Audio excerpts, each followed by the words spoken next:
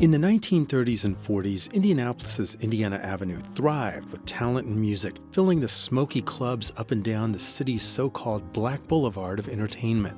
Vocal act The Ink Spots had frequented local venues, dancing for pennies and nickels in front of the Walker Theater before leaving to gain greater fame. Nationally known artists such as Cab Calloway, Duke Ellington, and Charlie Parker appeared at the Avenue's marquee showplaces like the Cotton Club and Sunset Terrace. It was easy for big names such as these to overshadow the hometown musicians, but Indianapolis was on the verge of spawning its own generation of jazz greats.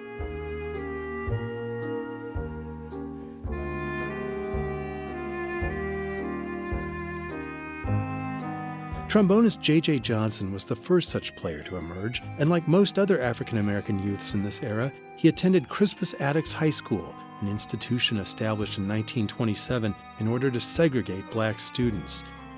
Aided by devoted and demanding teachers, Johnson and others learned the rudiments of music and began playing in groups of their own, such as the Brown Buddies.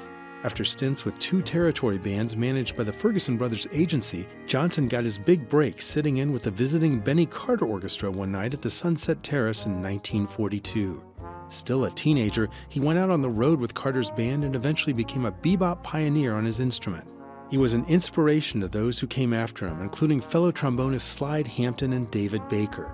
Baker, who would become one of the world's most renowned jazz educators in later decades, often reminisced about seeing Johnson's photo on the wall at Crispus Attucks, and also about sneaking into the Indiana Avenue clubs when he was underage by drawing a fake mustache on his upper lip to make himself look older.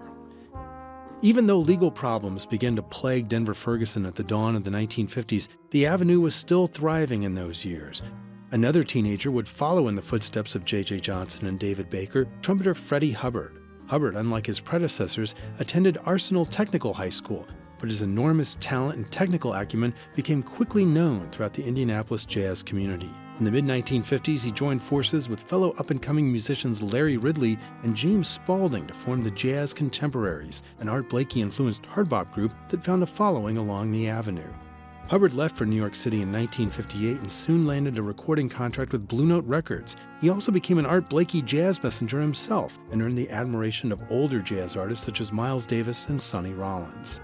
As Hubbard left the Avenue, an older artist remained. Guitarist Wes Montgomery, born in 1923, had ventured out on the road in the late 1940s with Lionel Hampton's big band, but his need to provide for his family kept him in Indianapolis, working day jobs and gigging at night. He worked often with his brothers Monk and Buddy and evolved an octave-based style using his thumb instead of a pick that would make him one of the most influential guitarists in jazz history. But for years, Montgomery was one of the jazz world's best-kept secrets. One night in 1959 at the Missile Room, an after-hours club frequented by everyone from locals to police officers, Montgomery came to the attention of a notable visitor, saxophonist Cannonball Adderley, who excitedly departed the club in search of a telephone, eager to let his label know what he'd just witnessed. Montgomery soon signed with that label, Riverside Records, and saw his reputation explode far beyond the boundaries of his hometown. Throughout the 1960s, Montgomery frequently recorded and left town to tour, but he remained an Indianapolis resident, maintaining a large home and family.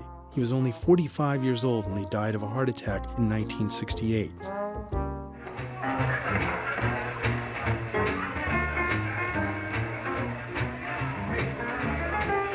By then, Indiana Avenue, the place that had helped to launch the careers of Montgomery and his colleagues, was itself in a precarious state, besieged by urban renewal projects, highway development, and economic attrition, its cohesiveness ironically undone by the waning of segregation.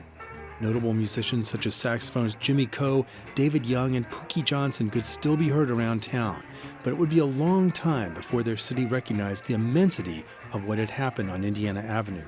Those who had lived it already knew and would not forget.